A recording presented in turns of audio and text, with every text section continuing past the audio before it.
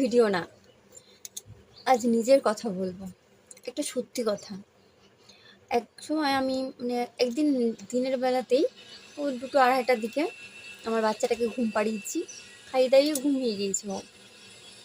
ঘুমিয়ে গিয়েছে এই টাইমে আমি আমার জানালার ধারে বসে আছি। বসে বসে ভাবছি, চিন্তা করছি যে আমার যদি একটা ভালো কাজ থাকতো, আর কিছু টাকা, একটা মোটা ইনকামের একটা কাজ থাকতো, তবে আমার বাচ্চাটাকে ভালো একটা স্কুলে ভর্তি করতে পারতাম।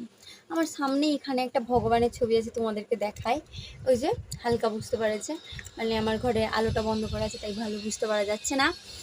তো ওখানে আমার ভগবানের ছবি আছে। আমি সামনের দিকে তাকিয়ে খুব বলেছি ভগবানকে, তো ভগবান, এতটা গরিব বা এত মধ্যবিত্ত ফ্যামিলিতে কেন বিলং করেছো? আমার তো অনেক ইচ্ছা আছে, অনেক স্বপ্ন আছে, যেগুলো আমি পূর্ণ করতে পারি না। নিজের স্বপ্নটা তো বাদই দিলাম, আমি আমার স্বপ্নের কথা বাদ দিলাম। আমার সন্তানটাকে ভালো একটা স্কুলে ভর্তি করব, তাকে একটু ভালো করে মানুষ করব, তাকে একটু ভালো মন্দ খাওয়াবো। তা ভাবতে ভাবতে জানলার ধারে যেতে বসে আছি, তা ভাবছি, চিন্তা করছি, করতে করতে একটা স্বামী স্ত্রী দুজন মিলে যাচ্ছে। তো তার স্ত্রীটার কোলে এক বাচ্চা, ছেলে আছে কোলে, আর মেয়েটা আছে, হেঁটে যাচ্ছে মেয়েটা হাত ধরে। আর তার সাথে সাথে যাচ্ছে তার স্বামী, মানে তারা স্বামী স্ত্রী, আর তাদের ছেলে মেয়ে দুজন হেঁটে যাচ্ছে, তারা 4জন মিলে।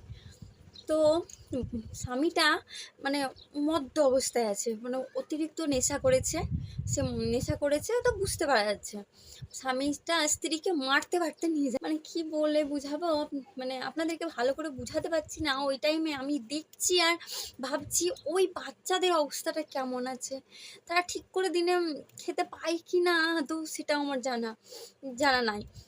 তারা ঠিক করে খেতেও পায় না হয়তো, তাদের ঠিক করে দিনও যায় না। তাই এটা আমাকে ভগবান চোখের সামনে দেখিয়ে দিল কি যে খেতে পারছো, ভালো পোশাক পরতে পারছো, সচ্ছলভাবে বাঁচতে পারছো।